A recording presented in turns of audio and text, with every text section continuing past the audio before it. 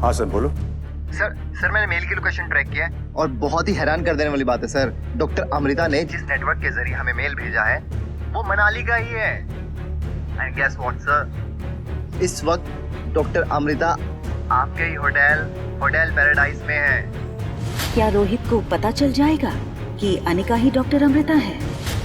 और अब कामिनी की ये धमकी अनिका के मन में अब एक डर बैठे जा रहा था कि आखिर होटल पैराडाइज के बॉलरूम में ऐसा होने क्या वाला है। लेकिन फिर भी अनिका अपने खोए हुए बेटे को पाने की तड़प में ठीक 6 बजे बॉलरूम पहुंच गई। बॉलरूम में मौजूद लोगों की नजरें अनिका पर टिक गईं, लेकिन अनिका की आंखों को तलाश थी कामिनी की। हेलो अनिका, सजावट देख रही हो? सब कुछ कितना परफेक्ट है ना? कुणाल ने करवाया है सिर्फ और सिर्फ मेरे लिए। बुरा लग रहा होगा है ना? जो कुणाल तुम्हारी एक झलक भी बर्दाश्त नहीं कर पाता, वो मुझसे इतना प्यार करता है। मैं तुम्हारे लिए दिल से खुश हूँ कामिनी। रही बात कुणाल की, तो उसमें मुझे कोई दिलचस्पी नहीं है।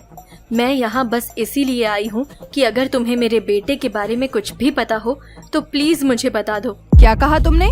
तुम्हें कुणाल में दिलचस्पी नहीं है? तुम्हारी इतनी औकात नहीं है कि तुम कुणाल जैसे लड़के को पाने के बारे में सपने में भी सोच सको।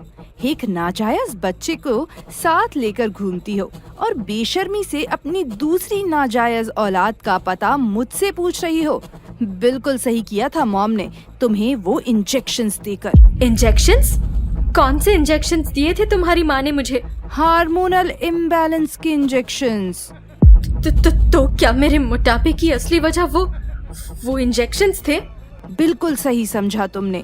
मॉम ने जानबूझकर तुम्हें वो इंजेक्शंस दिए थे ताकि तुम चाहे कितनी भी कोशिश कर लो, तुम्हारा वजन 1 ग्राम भी कम ना हो। सौतेली बेटी होने की इतनी बड़ी सजा? कितनी हो तुम? इतनी बदसूरत होने के बावजूद शादी से पहले प्रेग्नेंट हो गई। कहीं अगर मेरी मॉम ने वो इंजेक्शंस ना दिए होते तो न जाने क्या क्या गुल खिलाती।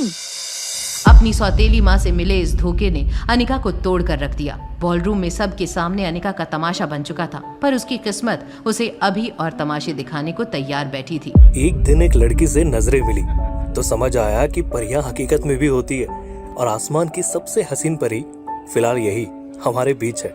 और आज उसी परी से मैं अपने दिल की बात कहूंगा।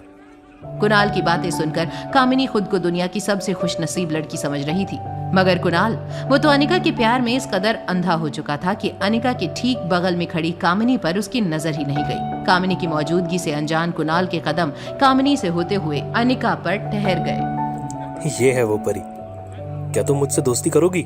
कुणाल, तुम होश में तो हो? ये क्या कर रहे हो?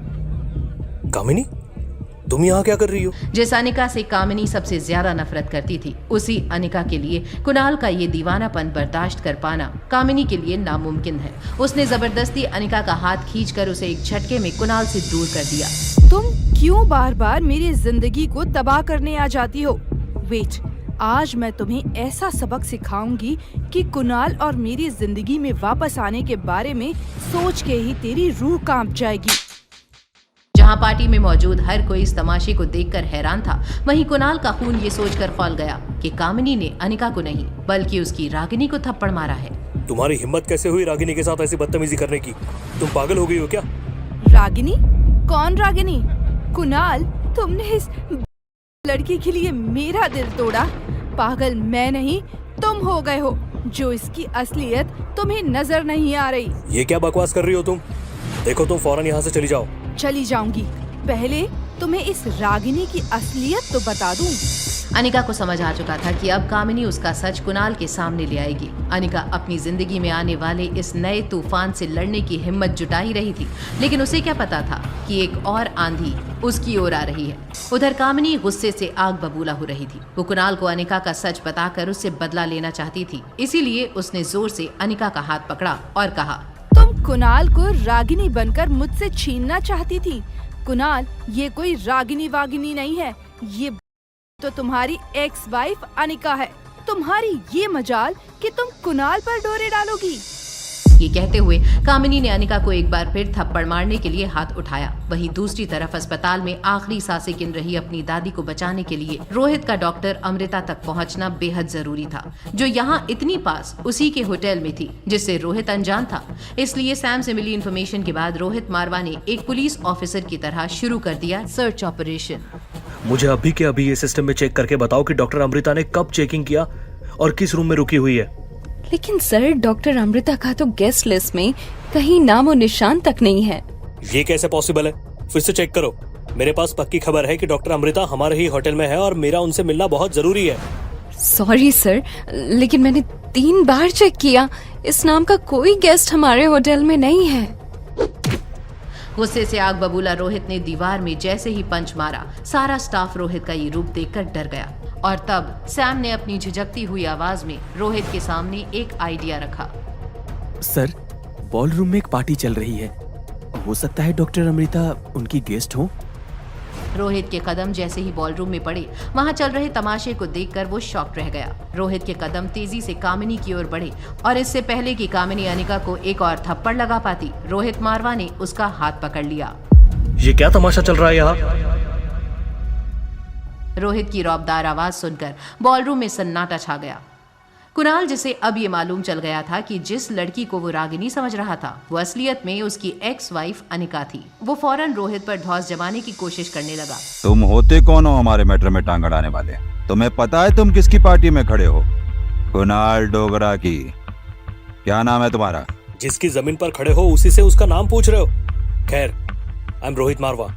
कुणाल के कदम अपने आप पीछे हो गए। उसे पता था मारवा ग्रुप के मालिक रोहित मारवा के आगे उसकी कोई हैसियत नहीं थी। इस सब ड्रामे के बीच रोहित की डॉक्टर अमृता को ढूंढने की सारी कोशिश भी नाकाम हो गई। वहीं अगली सुबह सामने आया आर्यन से जुड़ा एक ऐसा काला सच जिसका पता रोहित को क्या किसी को भी नहीं था। सॉरी मिस मेरी, प्लीज पनिशमेंट मत दीजिए। आर्यन, तुम जानते हो ना मैं तुम्हें गलती से पहले ही सजा क्यों देती हूँ? क्योंकि मुझे पता है कि गलती तो तुम करोगे ही। तो ये रही आज की होने वाली गलती की एडवांस सजा। चलो जाओ, अब कल का दिया गया होमवर्क दिखाओ। ये क्या है आर्यन? तुम्हें पता है तुम्हारी उम्र के बच्चे कितने होनहार और होशियार हैं?